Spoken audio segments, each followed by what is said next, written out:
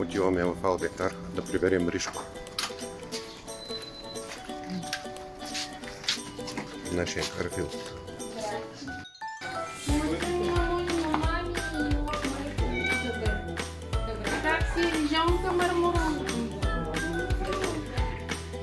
Виждаш, кой е на гости? Я погледни. Красавица. Гарфилд, аз пък той си не Гарфилд на нас. Да, здравейте. Прочето кранчката зараства, всичко си нормално.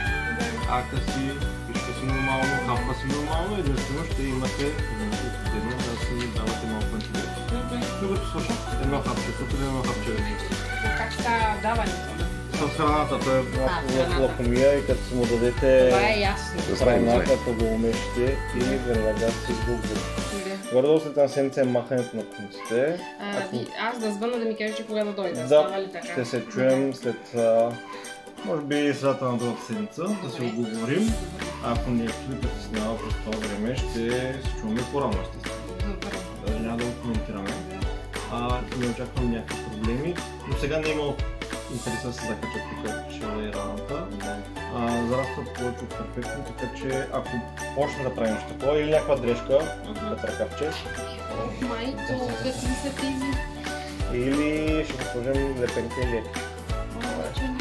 Но е много благ, много галюран. Не ни е създавал абсолютно никакви грижи. Много добряга е, страхотен добряга. Много ви благодарим, доктор Заван. Благодаря ви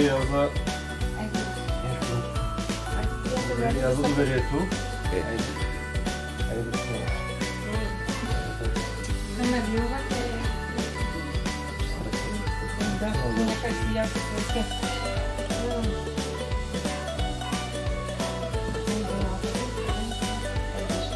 Само ще да затворим. Само трябва да... Ако нещо тревожно наистина, Да. ще веднага няма да очакваме нищо.